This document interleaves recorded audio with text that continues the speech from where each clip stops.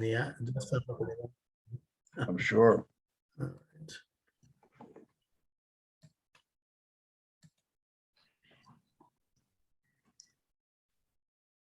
And welcome to the program. Charles Moscowitz here, Monday through Friday, 10 p.m. to 12 midnight Eastern Standard Time, as I hold the fort on 10 live streams simultaneously, all with one click of a button.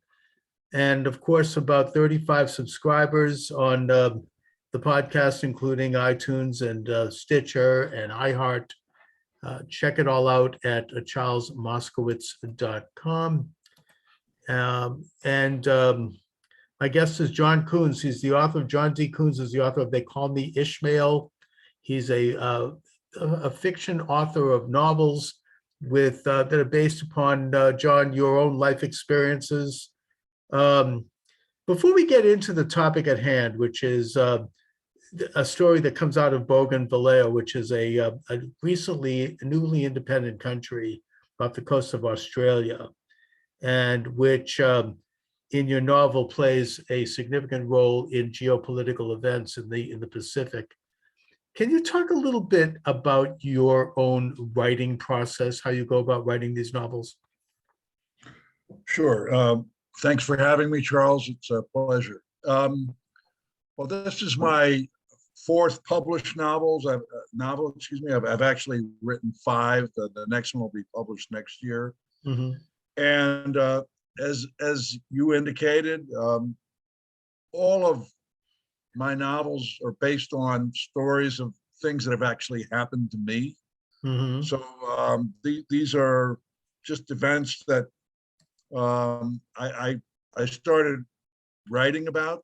First, I didn't think I was going to be a fiction author, but I thought somebody might want to hear these stories. And then I decided to write more than a couple chapters, and that turned into my first novel, China Fortunes, which was about China, Mm-hmm. where I had lived and worked for a dozen years, and it was published in 2011. And I've kept that process up and have essentially written a novel every 2 years since then.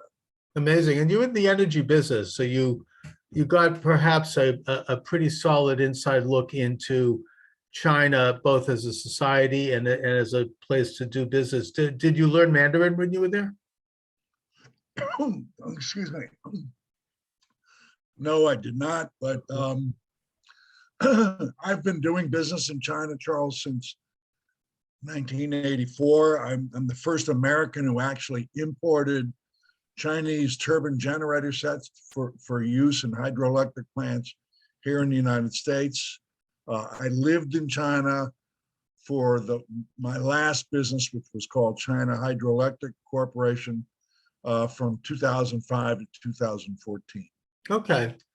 And, there's a lot of perhaps misunderstanding, some intrigue about China and its role in the world, particularly now with the Biden administration appearing to be somewhat operating with a weak foot after the Afghanistan catastrophe.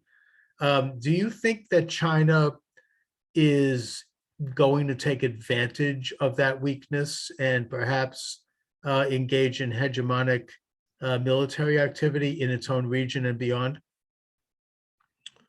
I do. I should just mention I've met Xi Jinping myself personally. Mm-hmm. I think I know a lot about what he's about. I think that the Chinese view Mr. Biden's administration with glee. I think that they have long felt an unwarranted superiority complex, I would say, over the last 10 to 20 years. And so I think we have a lot to be concerned about. Okay. And I mean, to add to that question, or maybe to the glee as you describe it, do you think, and maybe I don't know how to put this other than bluntly, that Joe Biden has been compromised by China through the business dealings of his son in terms of upwards of, they say, upwards of $1 billion while he was vice president. And that, the son, according to the tapes, would give a kickback to the big guy, so to speak. And by the way, when I say this, I don't think that Joe Biden is necessarily the only one in our government right now who might have been perhaps compromised by China.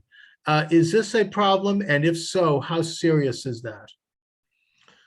Well, Charles, I think it would be a lot more serious problem if the mainstream media decided to make it a problem.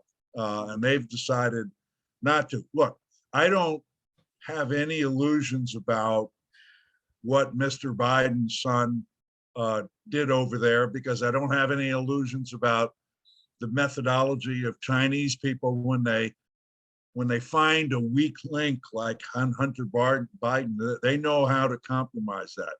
I mean, would there be some evidence that would come out that would be very bad for the president? Sure, but nobody's been able to do much about it, or nobody seems to care to do much about it, at least right now. What happens in the next administration, depending on who wins, could be a different story. Right, because I mean, correct me if I'm wrong, but I think that President Trump and his advisors, particularly Peter Navarro, his trade advisor, tried to use whatever American leverage we still have. And I think a lot of it has eroded, particularly since the Clinton administration, to try to improve the trade imbalance and to try to improve the military posture with the quadrennial theory, which I understand has to do with a close military alliance between the United States, Japan, Australia, and India, as a way to counteract the Chinese, Eurasian strategy. Yeah. Is that still in place, or has Biden abandoned that policy? I think it's in place, but it has nothing to do with President Biden. It has more to do with the increasing fears by the other members of that group, Charles, starting with Australia and Japan.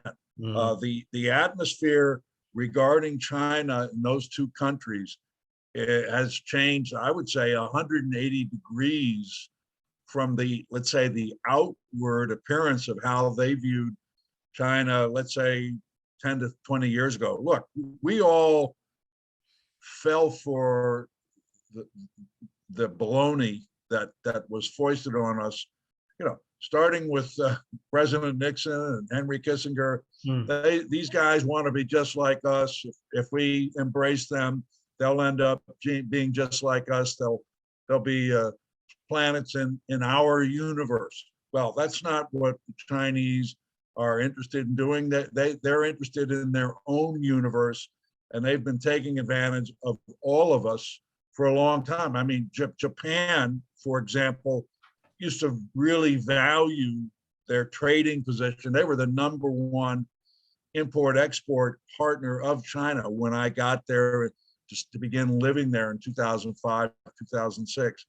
That's all gone now. What they're really concerned about is their security, to the point where they're considering changing everything in their constitution about defense forces, et cetera. Okay, so those other players, more than us, Charles, are leading the charge to trying to encircle China. right, and maybe there's a sense of mistrust toward the United States, especially after the Afghanistan debacle, and that thus you have Japan perhaps rewriting its constitution, which was put in place after World War II, that demilitarized their country. Of course, the most immediate threat appears to be that toward Taiwan, the Republic of China. And yet I get the sense that Taiwan isn't going to go down easy if anything happens. What is going on there, do you think? Okay, well, first of all, I should say, being on the front line in Bougainville, I have had opportunities to speak to diplomatic members of the diplomatic community in not just the United States, but also Australia, and Japan. And everyone over there, Charles, views Taiwan as the hot spot. Everyone is there's a consensus that sometime in the next 5 or 10 years, and I'm using that that chronology because it corresponds with Xi Jinping's lifespan. Sometime in Xi Jinping's life, he's going to try and grab Taiwan. Everybody accepts that. And of course, the way he's going to do it is try and get in there quick and just squash everything into a couple of days before we can roust our forces from wherever they're lurking. And that depends on two things. Number one, it depends on the second and third island chains, which I'll talk a little bit more about. You're Yes. aware of those, I'm sure. And then it also depends on the Taiwanese themselves. I have to say that, look, when I was in China, every Taiwanese person I knew wanted to integrate completely with China. Okay. Why? Because they were business people. I didn't know any diplomatic people. They wanted to take advantage of this nascent behemoth that had, gotten up and was buying things and entering into commercial transactions. That has all changed, but I don't think the typical Taiwanese person is extremely militant to the point where they would dig into trenches and try and defend their homeland. So I think a lot of people over there, and I'm talking about, again, diplomatic people that I've met and talked to from, let's say, Australia, Japan, South Korea, I think they feel our defense line is not going to be Taiwan. It's got to be the second or third island change. And our ability to get secure armed locations in those places so that we can threaten China with something that'll take less than, let's say, a week to mobilize.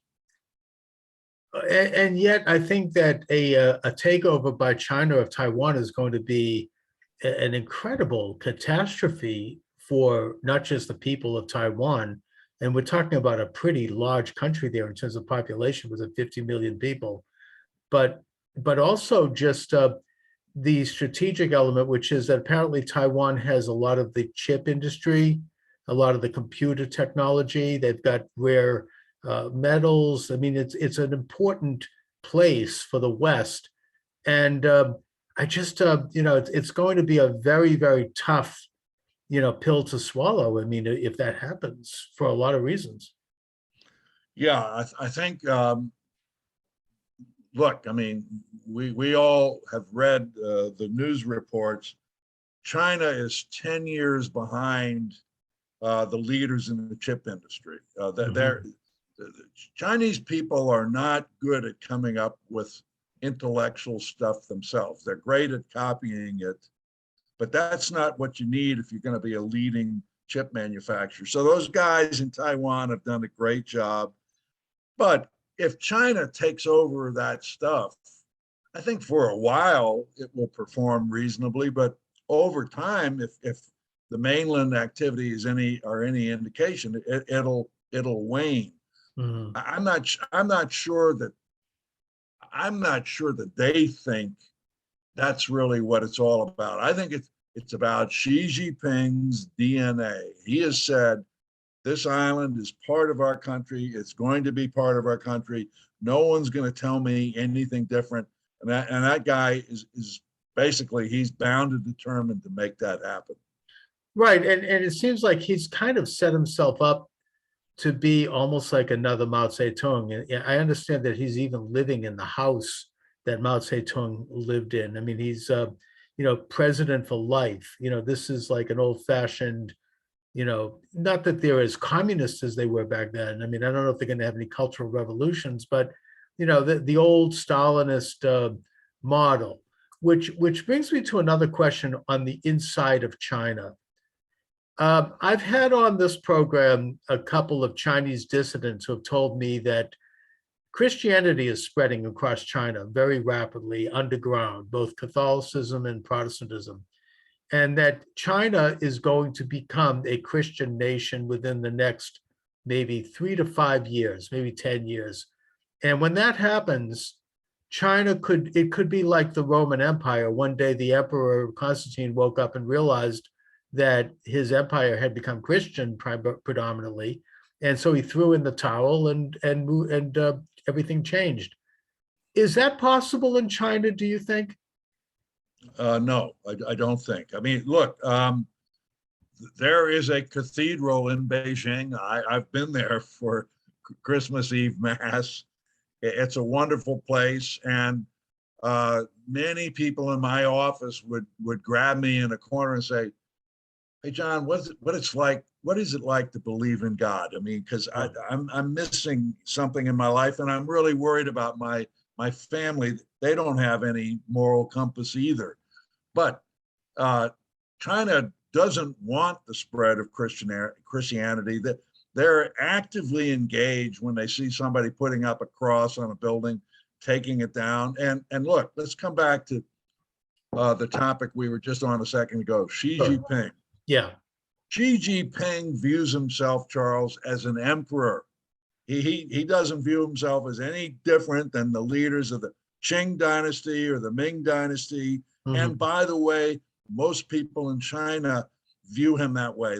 Why? Because they're used to doing that. Look, I mean, that is why the Communist Party, which is 100 million strong, as you know, gets away with what they're doing, because people have that view of higher authority in China. Right. And I don't think they're going to fight that with Christianity. I think it's going to take something else. China, it seems like they've got a pretty extensive spy network that in this country and probably throughout the whole world. And most of it is to engage in economic stealing, a lot of, and also control over Chinese nationals inside the United States, among other countries, with the Confucius clubs, which keep an eye on people. If there's one area that China really seems to be dangerously successful at, it's the business of surveillance and big tech surveillance. It seems like they've got Google in their pocket in terms of censoring inside China in exchange for doing business. And they're doing this thing that I've heard talked about regarding like a score, like a social score. Yeah. In that the Chinese citizen, if they don't have a high enough social score, which is to say if they're seen as a little dissident or a little bit outside of what is expected by the party, then they could get in a lot of trouble, or they could end up having no privileges. They could not get food. I mean, they cannot get to drive. They got to leave their village. Whereas if you have a high score and you're in the party, you can have fantastic privileges. Is that really a system in place? And do you think, and maybe I'm putting on my tin hat here, I don't know, but do you think that could happen here? Well, first of all, let me just tell you, all of my friends, when I lived and worked in China, would absolutely refuse. I don't care if we were in the office, if we were at their home for dinner, if we were at a restaurant, or we were walking down the street. They would never talk about anything seditious. Why? Because they thought people were listening to them on their phones. I mean, I've had people say that they've gone home and, keep in mind, China Hydroelectric Corporation was the largest foreign-owned power company in China. We were forced to sell. When we didn't sell, they arrested me at the airport in what's called an exit ban. So we were being watched, and our employees knew it. One of the ladies in my office said that she found microphones in her shoes in the hall. Okay. Mm-hmm. Yeah. So they have they're fascinated by surveillance, and they are definitely in the forefront of that. As far as what could happen here, Charles, you tell me.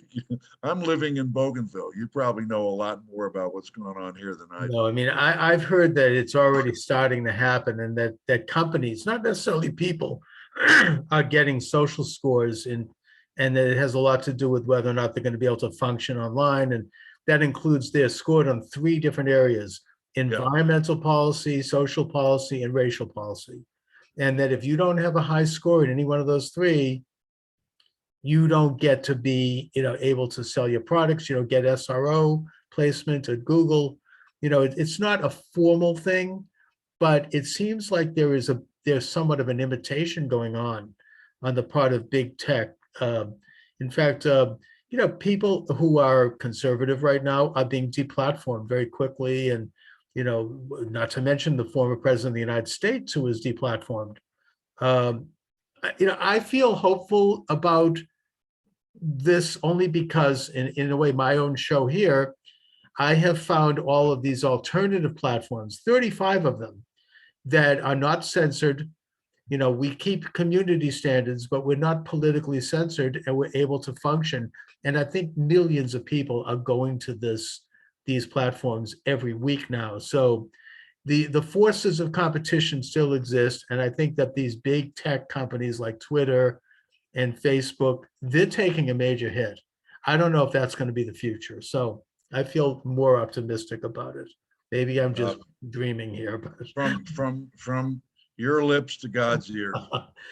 Now, John, I want to ask you, before we get to the subject of the islands, there has been a lot of speculation about the virus pandemic emanating out of the virology lab in Wuhan.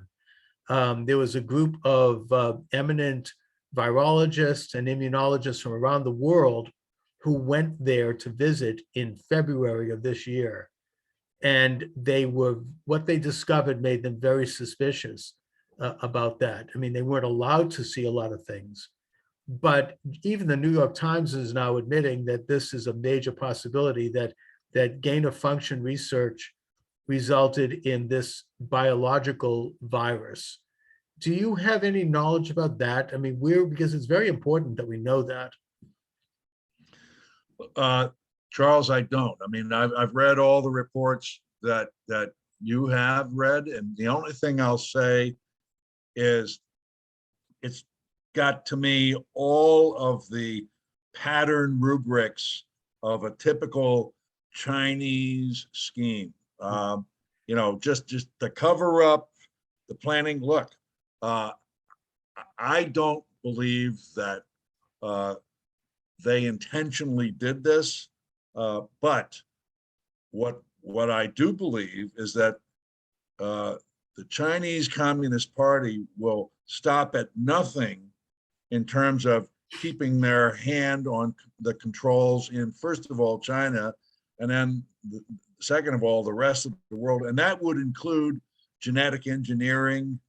Anything like that is fair game for them. And so I'm no expert. I realize the evidence is not completely ironclad, but to me, it has all the pattern of a typical Chinese scheme.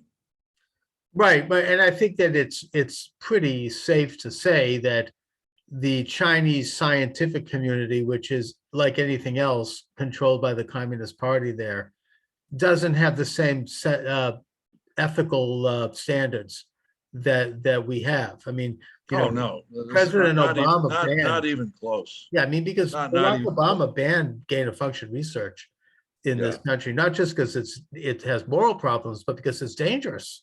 Look what could happen. It could escape from a lab and kill hundreds of thousands of millions of people. Maybe already has. We don't know. There is, I listened to Steve Bannon's War Room Pandemic. I don't know if you listen to his program. It's excellent. But he's pretty solid research. I mean, not 100%. I don't endorse everything, but Here's a reporter on today who is saying that right now in China, in the 30 days before the Olympics, there is a virus. There's some shutdowns of major cities, including a major port, and that the Chinese are covering this up. There's no way of knowing exactly what's going on, but he predicts some pretty unpleasant things. He predicts that, first of all, the Olympics itself, which is supposed to be launched in just 30 days from now, is going to be possibly the biggest super spreader in world history when it comes to a virus. And secondly, that the closing of ports and the closing of communities as a lot in lockdown because of this virus is going to create a very major negative effect on the supply chain. If we think we're having problems now in this country, and we are, there are grocery shelves empty, there are certain things we're not getting. It's nothing compared to what could happen a month or two from now. Do you know anything about that? Nothing. Okay. Nothing. We'll leave it at that. Yeah. Bougainville, you were there for a number of years. It's now an independent country. Is that right? No. It's not. So I first of all, Charles, I still live there. I went there in August of 15, Okay. and I've spent 8 to 9 months there. I'm back home to raise some money. Okay. And because my book is being released on February 8th, I had to come home, but I'm headed back right around then. And Bougainville, just so you understand, Charles, had the right, because of a brutal civil war between them and their parent country, Papua New Guinea, which took place from 1989 to 2001. When they signed the Bougainville Peace Agreement, they earned the right to a constitution, their own autonomous government, except for taxes and defense, and most importantly, within 20 years, the right to conduct an independence referendum in which the citizens would be asked a simple question. Do you want to continue as part of Papua New Guinea, or would you rather be independent? In 2019, in December of 2019, the independence referendum was conducted, and 98% of the people voted for independence. Okay. Now, what you also need to understand is that the Bougainville Peace Agreement said that the ultimate decision maker for independence of Bougainville from Papua New Guinea would be the parliament of Papua New Guinea. So someone like you might say to me, well, John, there's $100 billion copper and gold mine on Bougainville, which there is, the Panguna mine, and most geologists say there's 2 to 3 more like that in Bougainville. Yeah. Why would PNG ever let those people go independent? Sure. And the answer is, well, they might not prefer to, but if they don't, there's just going to be another civil war, because that's what the war was all about all the way back in 1989. Furthermore, there are powers that be that are kind of referees down in the Australasia area, and that includes, right at the top of the list, Australia. There's no way Australia wants a disruptive additional civil war. They're worried about China down there, okay? So they're not going to permit that. So what Ishmael Tororama, who was elected president of the autonomous region of Bougainville the year after the independence referendum in 2020, his plan is for Bougainville to be independent over a 5-year period, just like PNG became independent from Australia over a 5-year period. So from 1970 to 1975, PNG negotiated its independence from Australia. From 2020 to 2025, Ishmael Tororama plans to do the same thing and ultimately have Bougainville be an independent country, which would make Ishmael the leader of the newest nation on earth by 2025. And that Papua New Guinea will accept that without a war. I think they're going to have to. Okay. Is Bougainville prepared to be independent in a world where you have major powers swirling around, like China, frankly, like maybe the United States? Well, look, I mean, what They Call Me Ishmael is about that question, okay? Right, yeah. And Ishmael led the Bougainville Revolutionary Army. He's the man responsible not only for winning the war, but also executing the Bougainville Peace Agreement, where they negotiated a prolonged period in which everybody could shake hands and try and reach a peaceful settlement.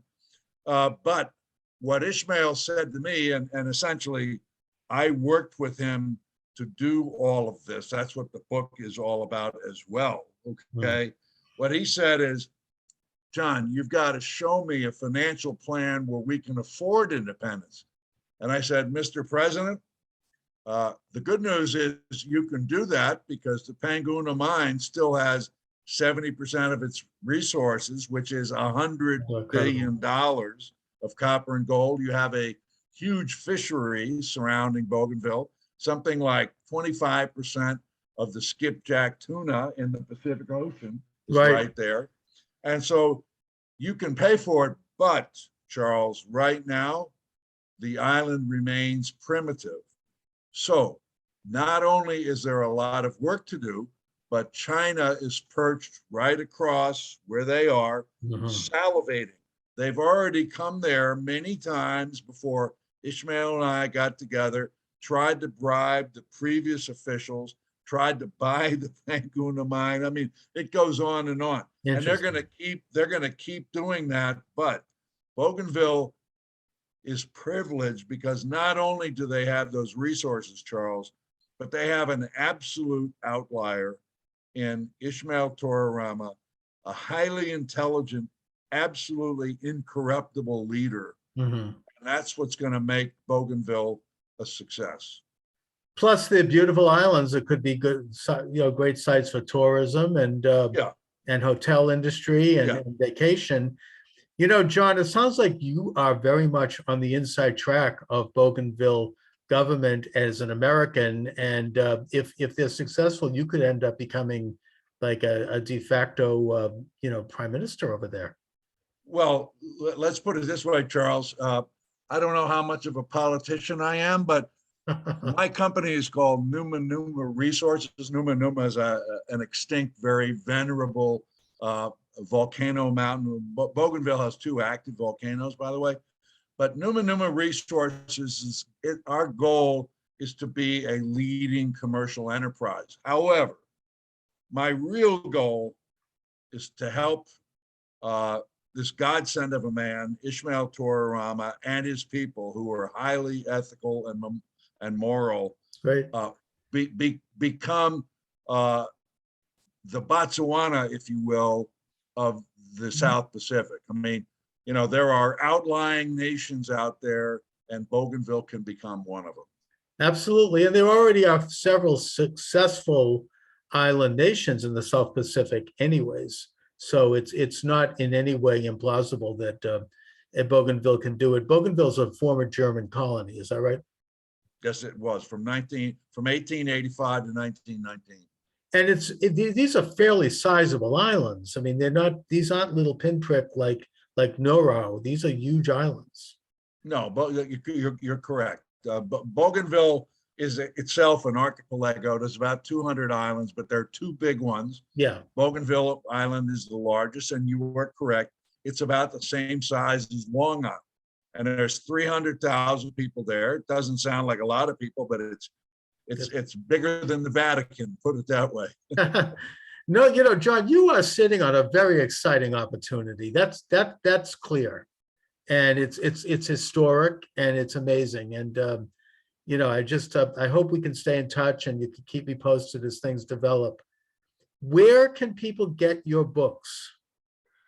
Okay, well, thank you for those kind words, Charles. It's been a pleasure speaking with you. And if you ever want to talk about any of this, including ongoing issues with China, you know where to reach me. Thank you. In terms of my books, my book is called, again, They Call Me Ishmael. It's being published by Post Hill Press.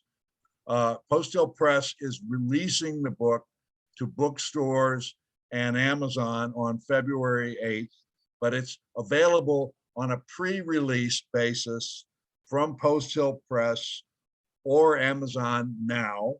And if your audience wants to get a hold of me, they can contact me at www.johndkuhns.com, or they can send me an email at johnkuhnsauthor@gmail.com. Excellent. Your books are all available at Amazon as well, Amazon Books and Barnes & Noble Books. John Kuhns, I want to thank you for joining me this evening. It's been a pleasure. Thanks, Charles. Talk to you again. Have a All right. wonderful evening. You too. Bye-bye. Take care. Bye-bye. Bye-bye.